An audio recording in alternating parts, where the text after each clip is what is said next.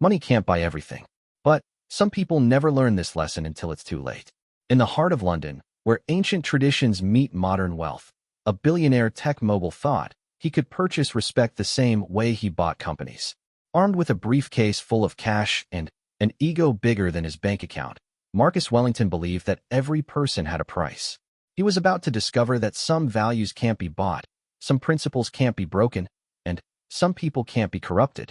What happened next in those few seconds outside Buckingham Palace would not only humiliate one of the world's richest men, but also remind everyone watching that true honor is priceless.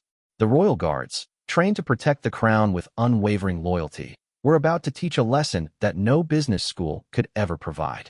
This is the story of how absolute power met absolute integrity, and why sometimes the smallest acts of defiance create the biggest headlines around the world. Marcus Wellington stepped out of his custom Rolls-Royce Phantom, worth more than most people's homes, onto the pristine streets surrounding Buckingham Palace.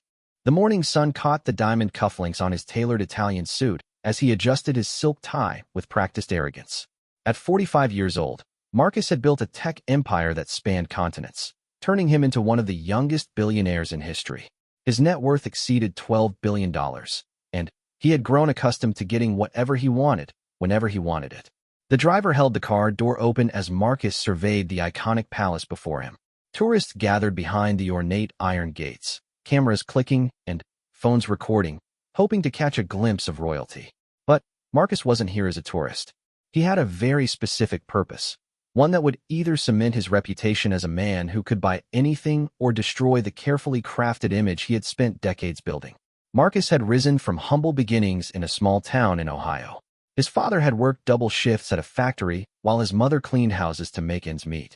From an early age, Marcus learned that money solved problems, and he had dedicated his entire life to accumulating as much of it as possible. He founded his first company at 19, selling simple computer software to local businesses.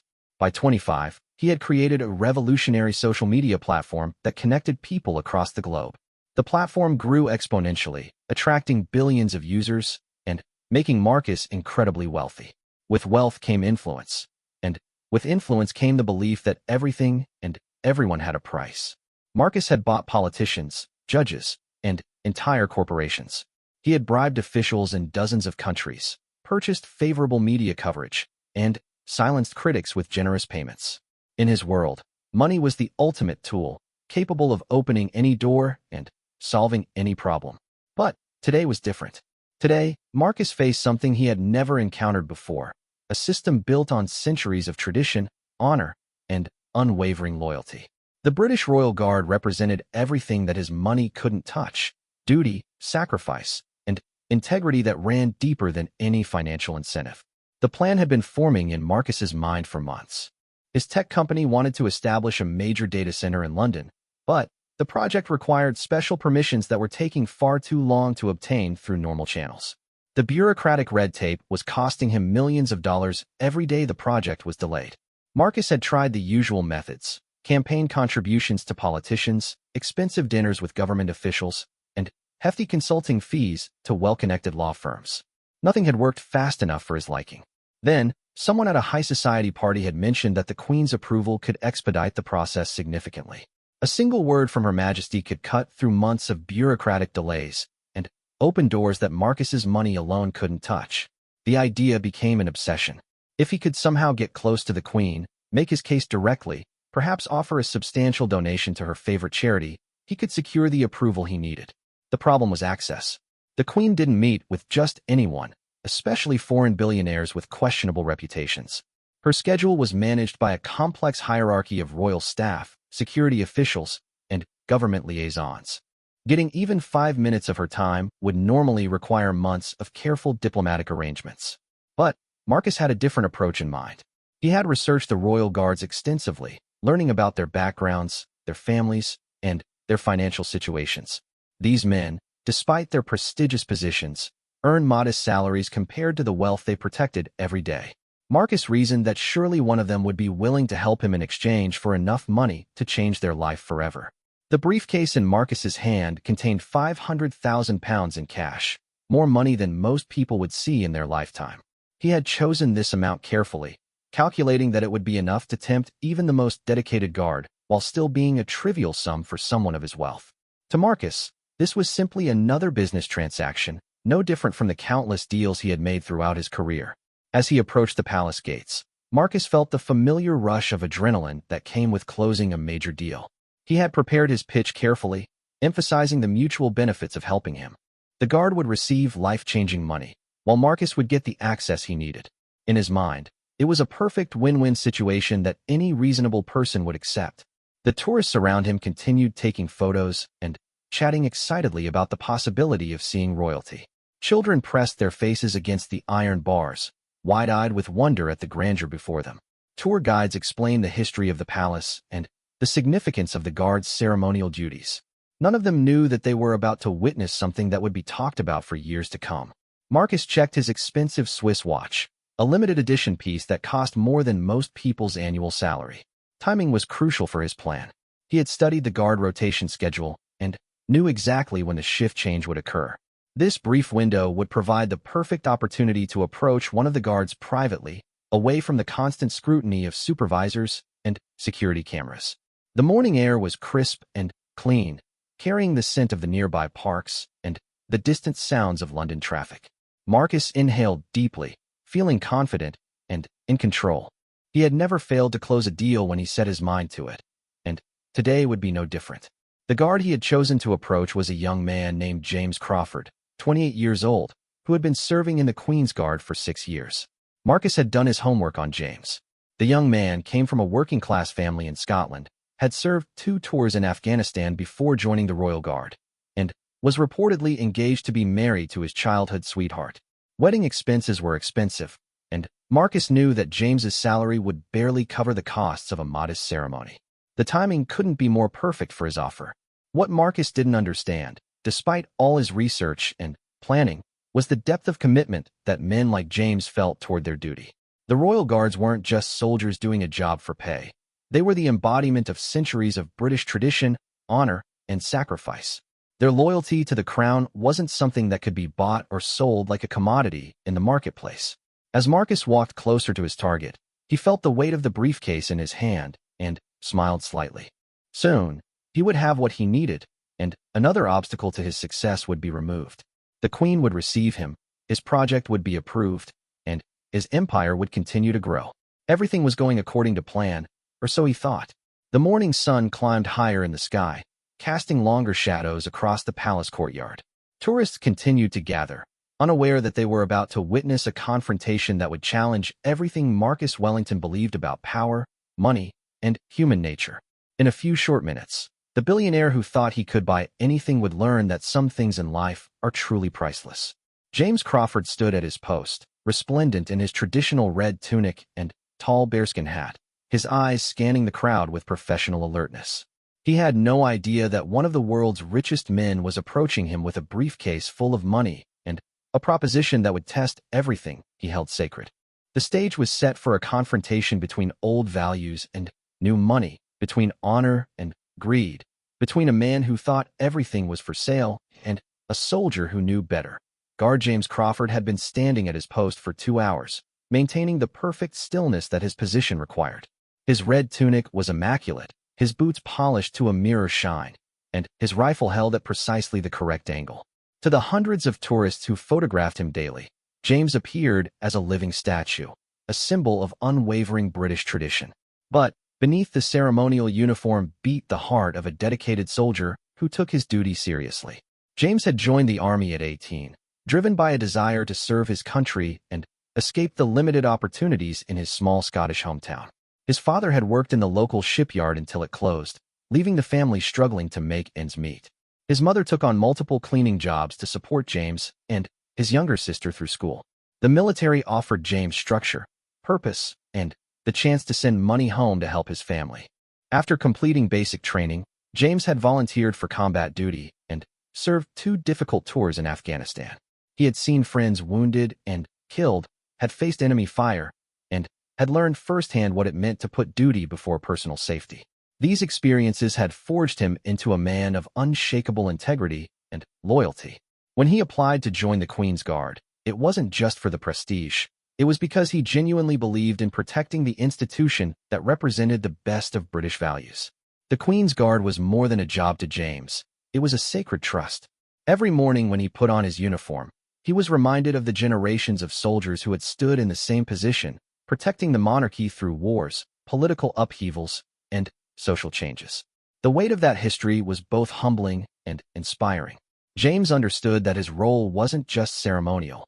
He was part of an unbroken chain of service that stretched back hundreds of years.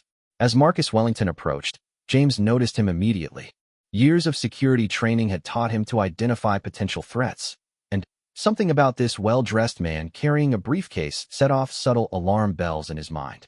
The man's confident stride and expensive appearance suggested wealth and power, but there was something calculating in his eyes that made James wary. Marcus had planned his approach carefully, waiting for the moment when James was slightly separated from the other guards and away from the heaviest tourist traffic. He walked up to the ornate iron gates with the casual confidence of someone accustomed to going wherever he pleased.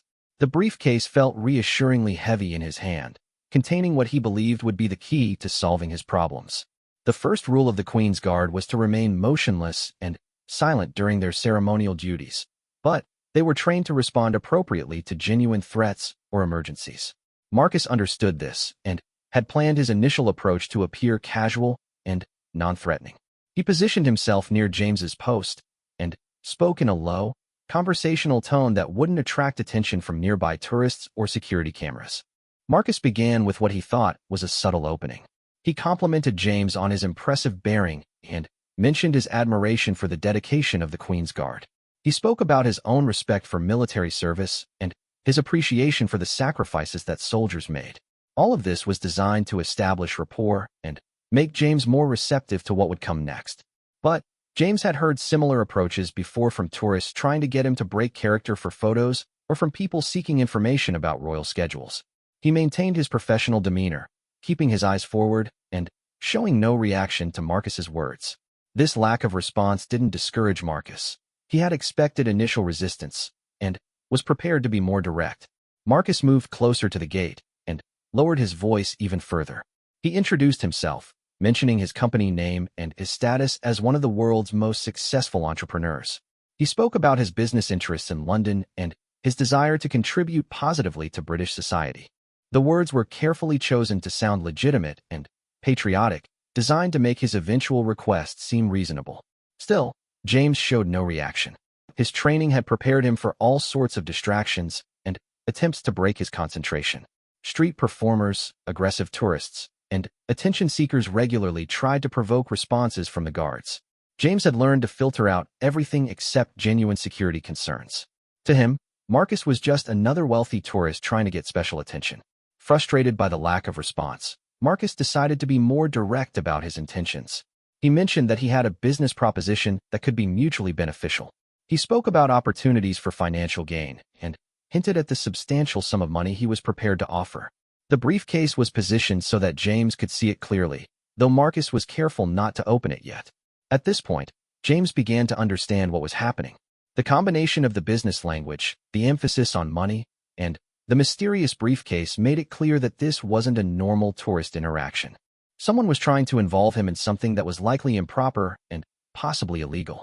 James's training had covered situations like this, and he knew exactly what protocol required. However, protocol also required that James not break character unless there was an immediate threat.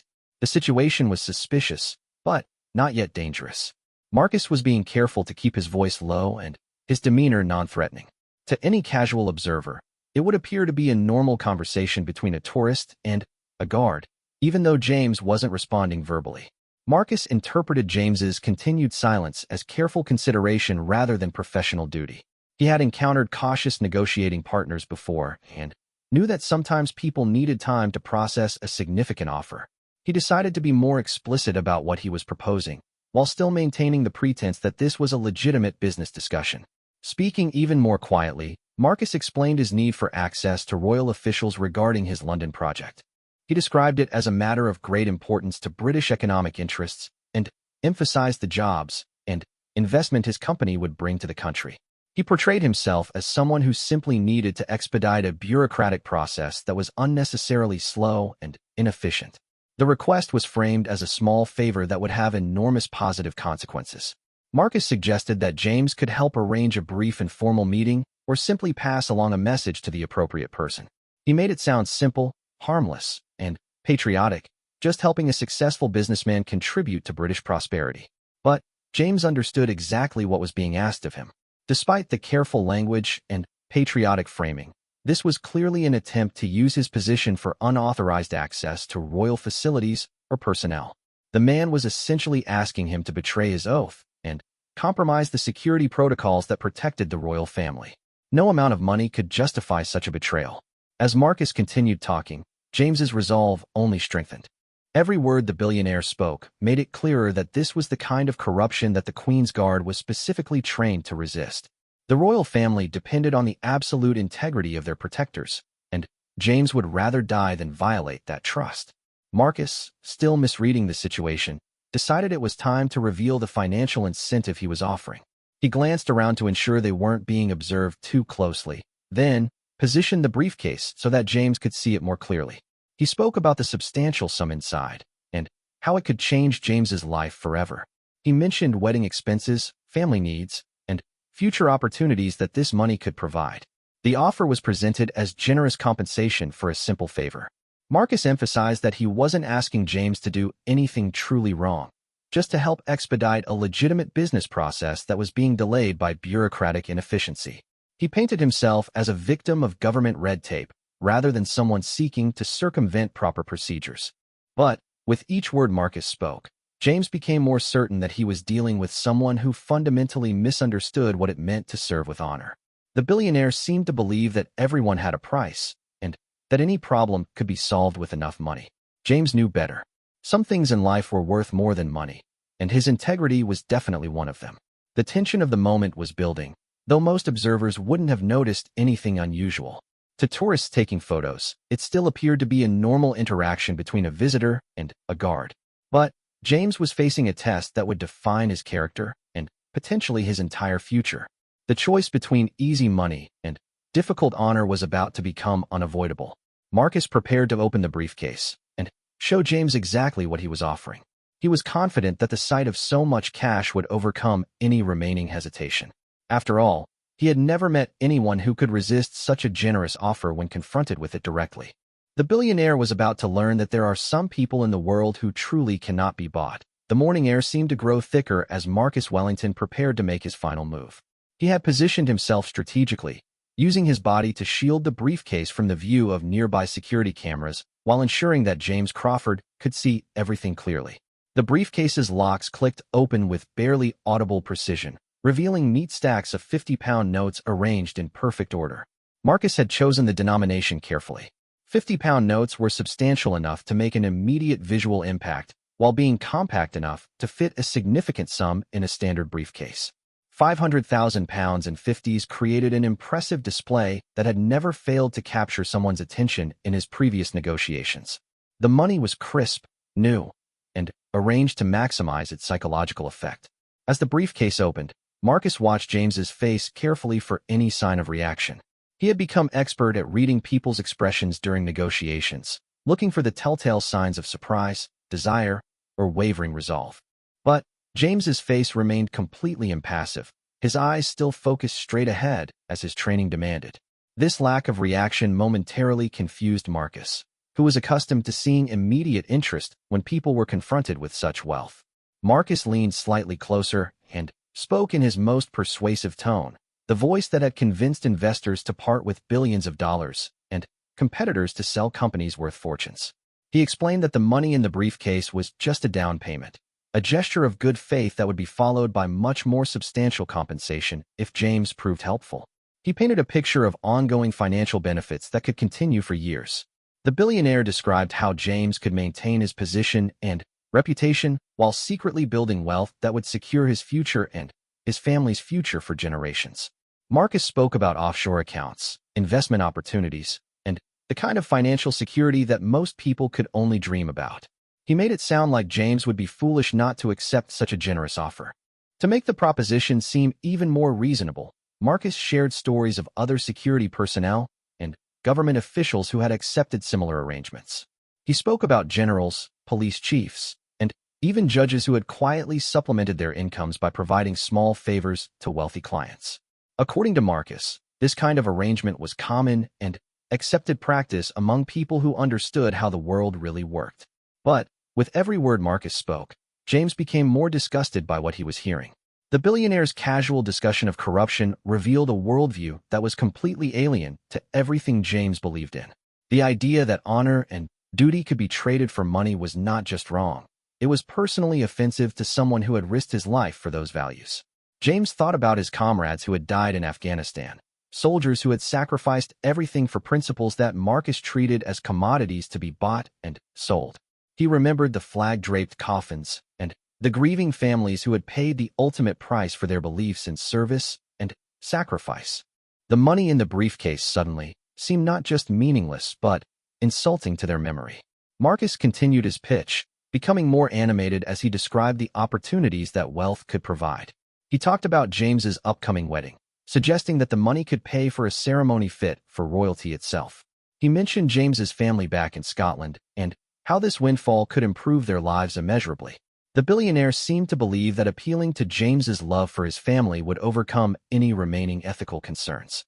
But Marcus had fundamentally misunderstood James's character. The soldier's love for his family was precisely why he would never compromise his integrity. James wanted to make his parents proud, not ashamed. He wanted his future wife to marry a man of honor, not someone who had sold his principles for money. The family connections that Marcus thought would motivate James to accept the bribe actually strengthened his resolve to reject it completely. As Marcus continued talking, James began to feel a cold anger building inside him. This wasn't just about corruption anymore. It was about someone attacking everything he held sacred. The billionaire was essentially suggesting that James betray his queen, his country, and his fallen comrades for personal gain. The insult was so profound that it took all of James's professional training to maintain his composure. Marcus, still misreading the situation, decided to increase the pressure by emphasizing the urgency of his offer. He suggested that opportunities like this didn't come along often and that James needed to make a decision quickly.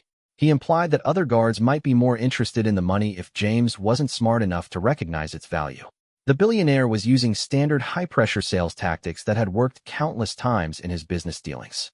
But James wasn't a business executive looking for profit. He was a soldier sworn to protect the crown.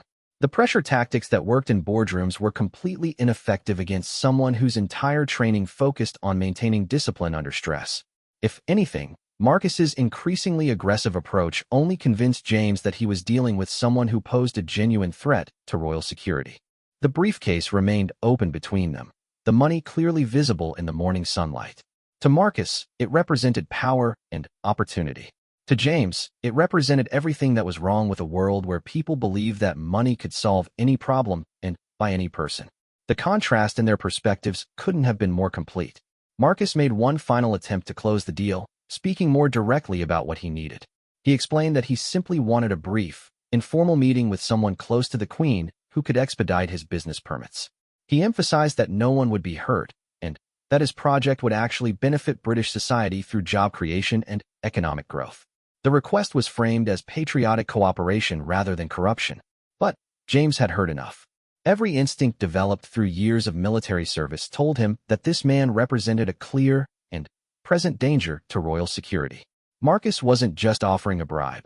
He was attempting to compromise the integrity of the entire royal protection system. This was exactly the kind of threat that James had sworn to defend against, regardless of the personal cost. The moment had come for James to act. His training had prepared him for many different scenarios, but the principles were always the same.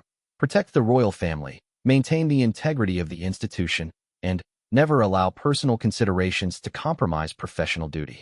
Marcus Wellington was about to learn that some people truly couldn't be bought at any price. James slowly turned his head to look directly at Marcus for the first time during their conversation. The movement was deliberate and controlled, but it carried unmistakable authority.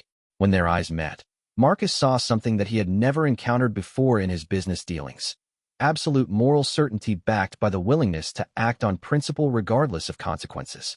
The look in James's eyes conveyed a message that no words could express more clearly. The guard wasn't interested in the money, wasn't impressed by Marcus's wealth or status, and wasn't intimidated by his implied threats.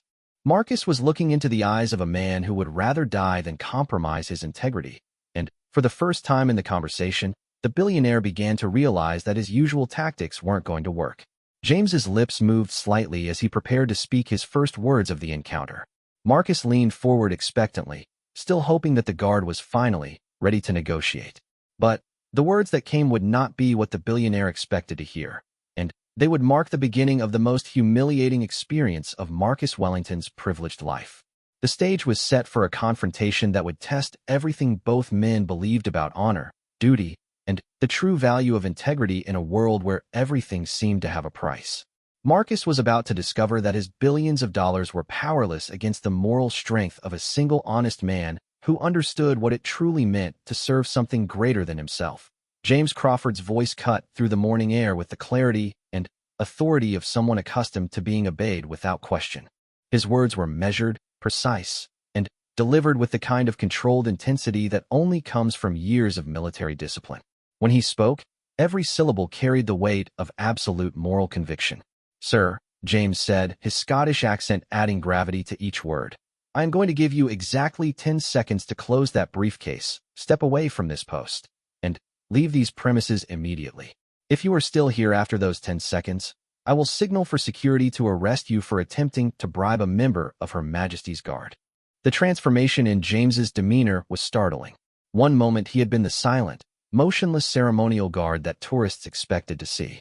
Now he stood as what he truly was, a combat-trained soldier who had faced enemy fire and was completely prepared to defend his post against any threat. His hand moved subtly but noticeably toward the radio on his belt, making it clear that he was ready to follow through on his promise. Marcus Wellington stood frozen in shock. In his 45 years of life, no one had ever spoken to him with such direct, uncompromising authority. Presidents of countries had treated him with deference. Prime ministers had sought his advice. Corporate leaders had begged for his investment. But here was a soldier earning a fraction of what Marcus spent on lunch, speaking to him like a naughty child who needed to be corrected. The billionaire's first instinct was to assert his usual dominance through displays of wealth and power. He started to speak about his influential connections, his business relationships with government officials, and his ability to cause problems for anyone who treated him disrespectfully. But James cut him off with a look that could have frozen fire. 8 seconds, James said simply, his eyes never leaving Marcus's face. For the first time in decades, Marcus felt genuine fear. This wasn't the manageable fear of business failure or financial loss. This was the primitive fear of a predator who suddenly realized he was facing a more dangerous opponent. James radiated the kind of quiet menace that came from years of training to use violence as a last resort, but to use it decisively when necessary. Around them, tourists continued taking photos and chatting excitedly, most unaware of the drama unfolding just feet away. A few observant visitors had noticed the tension and begun pointing smartphones in their direction. Social media was about to capture something that would spread around the world within hours. Marcus's mind raced as he tried to process this unexpected turn of events. His entire worldview was built on the assumption that everyone had a price, and that enough money could solve any problem. But here was living proof that his assumptions were wrong. The guard wasn't just refusing his offer, he was treating it as an insult worthy of arrest and prosecution. 5 seconds, James announced, his hand now resting openly on his radio. The briefcase full of money suddenly felt like evidence of a crime rather than an instrument of persuasion. Marcus realized that if security arrived and found him with £500,000 in cash next to a royal guard, the situation could escalate beyond his ability to control. His legal team was excellent, but even they would struggle to explain away an attempted bribery of royal security. Desperation began to creep into Marcus's voice as he tried one last appeal to what he assumed must be James's hidden self-interest. He spoke rapidly about the money being a gift rather than a bribe, about his desire to support British veterans through charitable donations, about his respect for the royal family, and his patriotic intentions. The words tumbled out in an increasingly frantic attempt to reframe the situation. But James had heard enough lies for one morning. His patience, which had been considerable despite the circumstances, finally reached its limit. The guard's voice rose just enough to be heard by nearby tourists, though he maintained the professional tone that his training demanded. "Sir, you attempted to bribe a member of the Queen's Guard with that briefcase full of money," James said clearly and distinctly. This is a serious criminal offense under British law. You now have 2 seconds to leave before I call security." The words hit Marcus like physical blows. James had spoken loudly enough that several tourists overheard and immediately understood what was happening.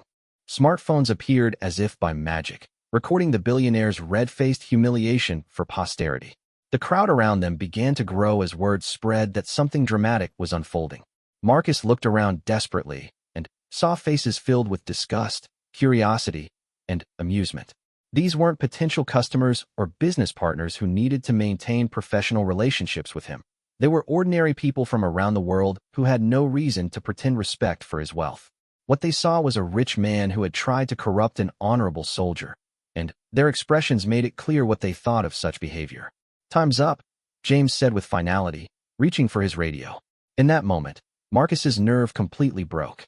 The prospect of being arrested, photographed in handcuffs, and dragged through the international media as the billionaire who tried to bribe the Queen's Guard was more than his ego could handle.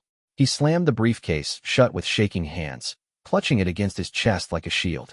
"This isn't over," Marcus sputtered, trying to salvage some dignity from the situation. "You have no idea who you're dealing with. I have connections that could end your career with a single phone call." James's response was a cold smile that contained no warmth whatsoever. "Sir, I serve Her Majesty the Queen, not whoever you think might help you.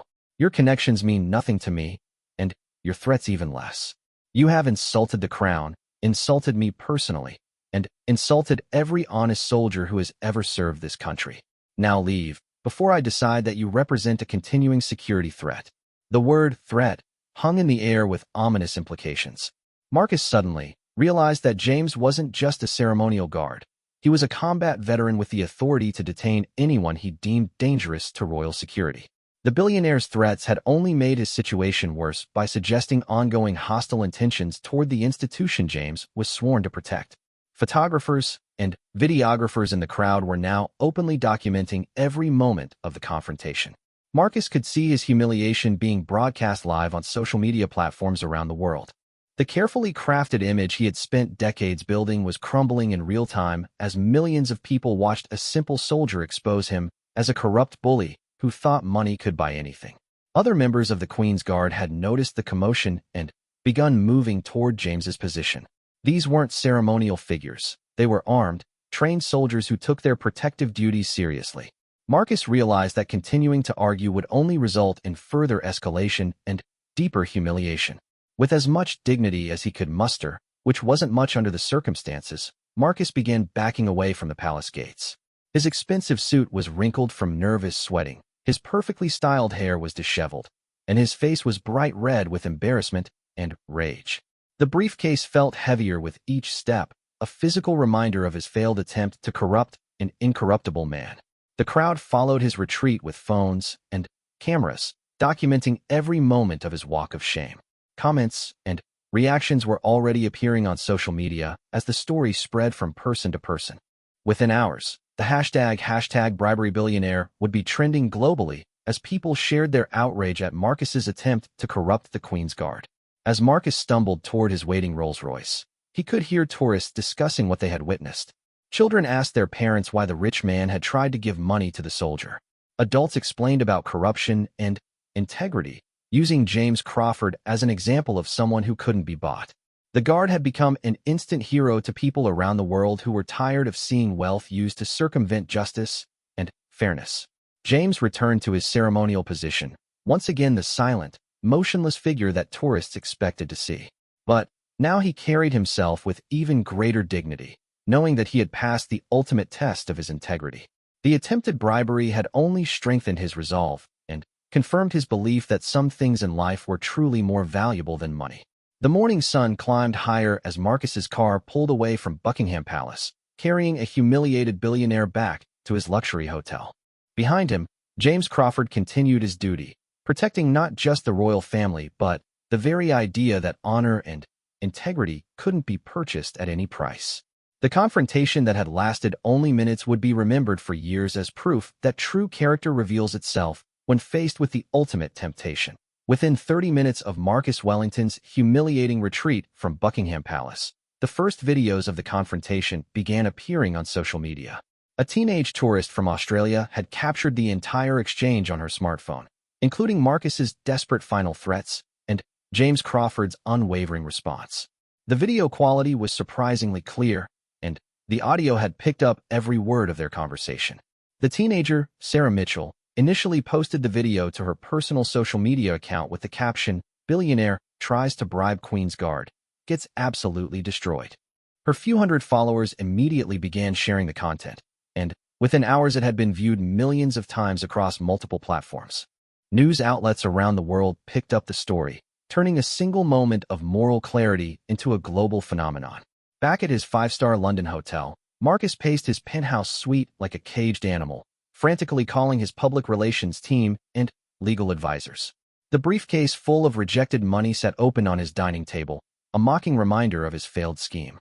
His assistant fielded dozens of calls from journalists seeking comment, while his lawyers worked to assess his legal exposure for the attempted bribery. The legal implications were serious, but manageable.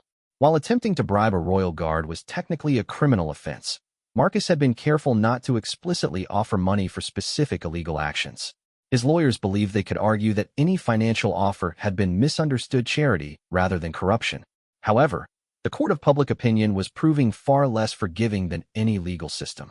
Marcus's technology company stock began falling almost immediately as news of the incident spread. Investors were skittish about being associated with a CEO who had attempted to corrupt royal security. Business partners started distancing themselves, and several major contracts were suddenly under review. The financial cost of his 10 minutes at Buckingham Palace was mounting rapidly. Meanwhile, James Crawford continued his ceremonial duty as if nothing unusual had happened. His commanding officers had been briefed on the incident, and the consensus was that he had handled the situation with perfect professionalism. An official report would be filed, but James was commended for his integrity and discretion in dealing with the attempted corruption. The international media attention was overwhelming. James found himself being hailed as a hero by people around the world who saw him as a symbol of incorruptible integrity. Letters and emails poured in from military veterans, public servants, and ordinary citizens who praised his refusal to compromise his principles.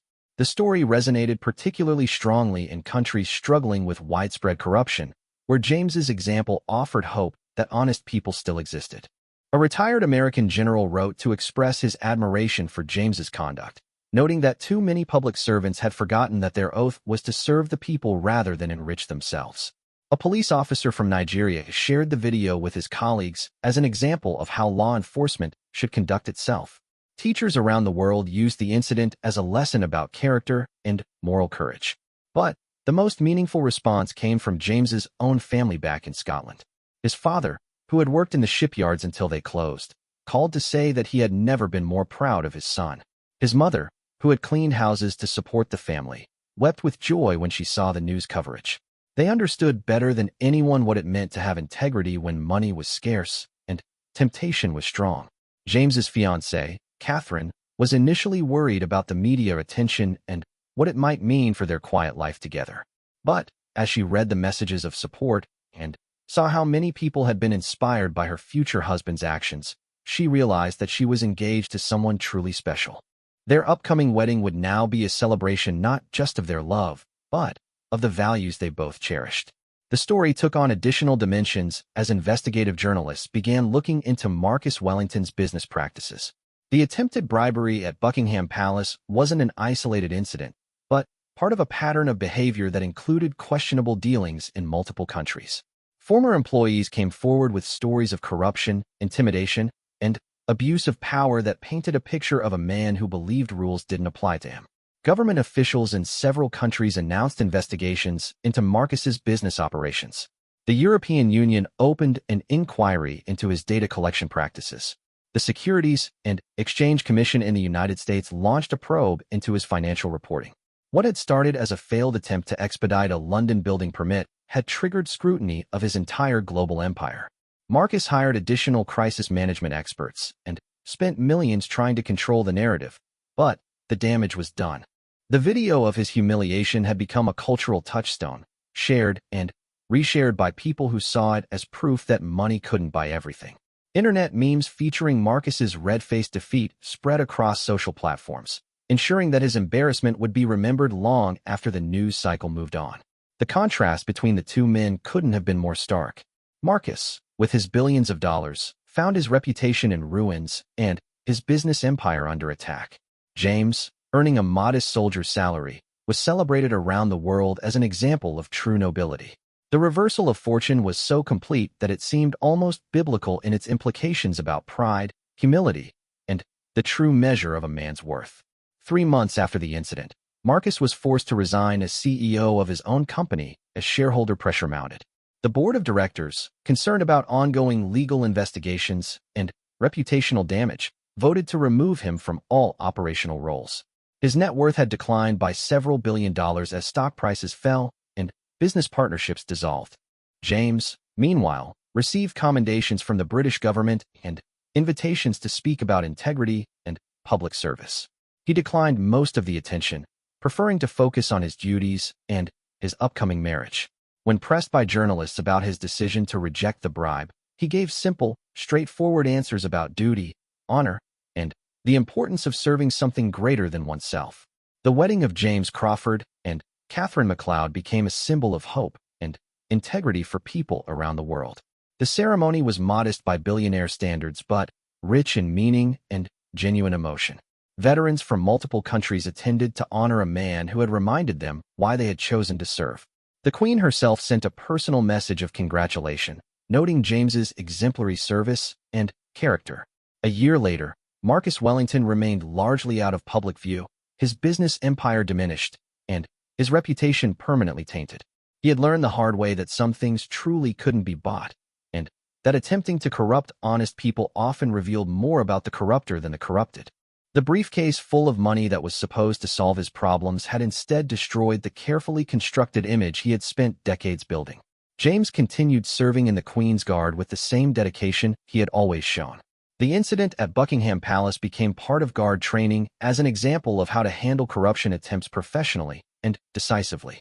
New recruits learned that their integrity was their most valuable asset, and that no amount of money was worth compromising it. The story became a modern parable about the true nature of wealth and power. Marcus had possessed billions of dollars, but lost everything when his character was tested. James had modest material possessions, but gained the respect of the world when he demonstrated that his principles were not for sale. The contrast served as a reminder that real strength comes from within, not from a bank account. In the end, the attempted bribery at Buckingham Palace revealed fundamental truths about human nature and moral courage. Some people, no matter how much money they possess, will always try to corrupt others to get what they want. But there will always be individuals like James Crawford who understand that integrity is priceless and that serving something greater than oneself is the highest calling any person can answer.